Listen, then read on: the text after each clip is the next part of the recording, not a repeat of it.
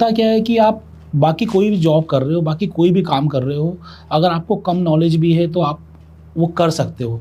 लेकिन आप जिस प्रोफेशन में हैं, हम रेकी की बात करें, हम हीलिंग की बात करें, तो वहाँ पर अगर परफेक्शन नहीं है, आप किसी दूसरे इंसान के साथ बुरा भी कर सकती हैं। तो आपने ये सब कुछ सीखा कैसे, मतलब इस काम को करने की प्रेरणा कहाँ से आई? सर देखिए, चूँकि मैं सीरियसली इस जर्नी के बारे में नहीं पता था। मैं यूपी से आती हूँ, लखनऊ से आती हूँ, जहाँ पे बहुत कम अवेयरनेस है। जितना मैंने अभी तक जर्नी की है, कई जगह गई, गुजरात गई, महाराष्ट्र गई, या आपके दिल्ली भी रही, या उधर उत्तराखंड भी गए, जहाँ जितना मैंने देखा है आध्यात्मिकता का जो ये पर्पज़ है, हीलिंग वाला प्रोसेस है, यहाँ थोड़ी अवेयरनेस लोगों में अभी कम है, जबकि ये होनी चाहिए। तो आई रियलाइज दैट मुझे भी ऑब्वियसली नहीं थी, मैं भी उन्हीं लोगों में थी जिनको अवेयरनेस नहीं थी।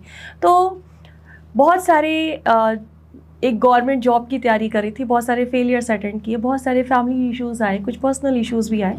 तो वो एक हिटिंग था उस समय मेरे लिए। एंड चूँकि मैं बीइंग अ मदर 2 महीने 6 दिन की बच्ची थी, तो मेरे को था कि जो मेरे अंदर एक स्ट्रेस लेवल आया है, उसके साथ बीइंग अ मदर मैं उसको उतने बेटर वे में नहीं दे पाऊँगी अगर मेरे पास खुद एंजाइटी या डिप्रेशन जैसी सिचुएशन है तो। ठीक है, तो चूँकि बाय लक कह लीजिए या गुड यूनिवर्स की बड़ी कृपा है कि एक यूनिवर्स ऑलरेडी मेरे पास यहाँ धरती पर मौजूद है, और वो है मेरे parents. They very supportive for me. उन्होंने इस जर्नी में मेरे को बहुत सपोर्ट किया है, तो अनकंडीशनली सपोर्ट किया है, मैं ऐसे कहूँ तो गलत नहीं होगा।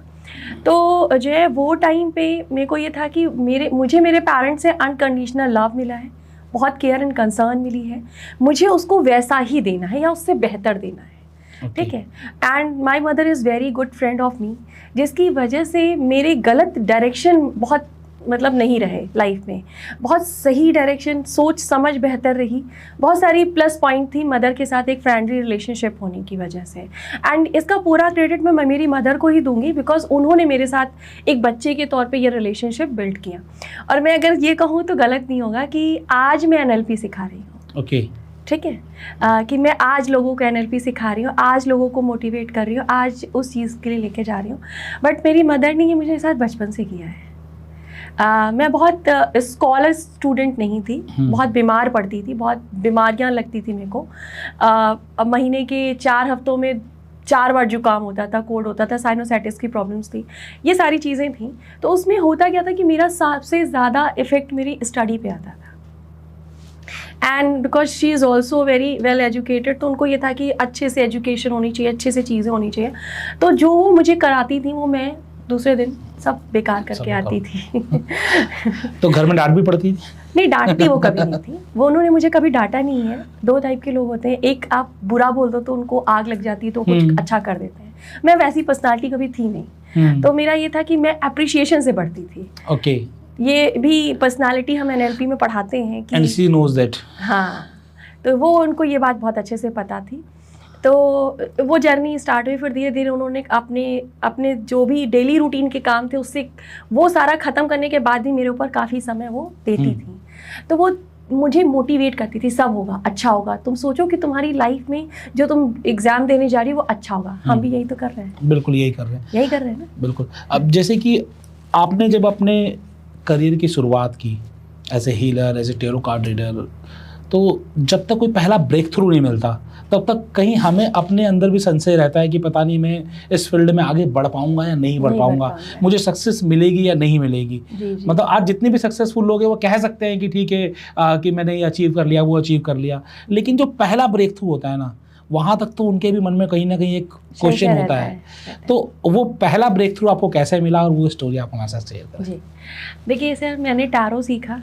टैरो सीखने के बाद फिर ये जर्नी सीधा चलती चली गई। रेकी, टैरो, एंजल हीलिंग सीखी, फिर स्विच वर्ड सीखे, NLP सीखी, मैग्नीफाइड हीलिंग सीखी, मतलब हीलिंग इंडस्ट्री के बहुत सारे प्लेटफॉर्म सीखे। एक केस आया था मेरे पास, मतलब मैंने थोड़ा थोड़ा पढ़ाना शुरू कर दिया था रेकी को लेकर के, जब मैंने ग्रैंड मास्टरशिप कर ली थी रेकी की। तो एक केस आया था मेरे पास टैरो रीडिंग के लिए। वो भी किसी के थ्रू आया था, जैसे आप मेरे फ्रेंड हो, उसने किसी हाँ को जी। रिकमेंड किया हो, तो एक रिकमेंडेशन से आया था कि वो कर रहे हैं, आप चाहो तो देख सकते हो। मेरे लिए भी वो एक अपॉर्चुनिटी थी, और यूनिवर्स का हाथ हमेशा मेरे हाथ में रहा है। आई रियलाइज दैट कि उसने इस जर्नी में भेजा है, तो उसने मुझे हर एक कदम पर गाइड किया है। तो वो जो लेडी थी जो मेरे पास आई थी, फॉर प्राइवेट कन्विंसिंग, मैं उनका नाम नहीं लूँगी, तो उनको पैर में थोड़ी सी कभी पोलियो का अटैक पड़ा होगा, तो और वो थोड़ा सा एंजाइटी में थे, तो वो मेरे पास उस समय रीडिंग उन्होंने कराई थी। एंड वो मेडिटेशन उन्होंने किए मेरे साथ में एंजाइटी को दूर करने के लिए, पर बहुत ज़्यादा असर उनका उस पैर के साथ में भी हुआ, जिसके साथ उनको थोड़ा सा पेन था। ओके। वैसा कुछ उनको लोगों को पता नहीं चलता था, बट उनको पैर रखने में प्रॉब्लम होती थी, मतलब उनको ये फील होता था कि उनका पैर स्टेबल नहीं है। तो वो हीलिंग जो होनी शुरू हुई, तो उसमें उनका पैर जब ठीक हुआ, जब उन्होंने मेरे को ये बात बताई कि मैम मेरे साथ ऐसा हुआ है, मुझे उस चीज़ से ना अंदर एक अजीब सी संतुष्टि मिली थी, एक बहुत अच्छी खुशी मिली थी। मैंने कहा यार ये तो बहुत अच्छा वर्क मेरे ऊपर तो वर्क कर ही रहा है, क्योंकि मैं खुद एक क्या दिए सीवियर डिप्रेशन में थी। मेरे हेयर्स आज आपको नॉर्मल दिख रहे हैं, उस समय ऐसा लगता था कि किसी ने इलेक्ट्रॉनिक शॉक दे दिया है। क्योंकि डिप्रेशन में जब आप इंसान जाता है ना, तो कुछ ना कुछ चीज़ें बहुत खराब होती हैं। तो खाने में नमक नहीं पता चलता था, बहुत सारी चीज़ें होती थी। तो पहले खुद को ठीक किया, तो आई रियलाइज दैट कि मैंने 6 महीने में ही बहुत अच्छा रिकवर किया था इन सारी मोडालिटीज़ से। फिर जब लोग मेरी लाइफ में आना शुरू हो गए आफ्टर 1 ईयर, तो उनके आने से जैसे जैसे वो केसेस सॉल्व या लोगों की लाइफ में ट्रांसफॉर्मेशन आना शुरू हुआ, तो आई रियलाइज दैट कि बहुत अच्छा वर्क कर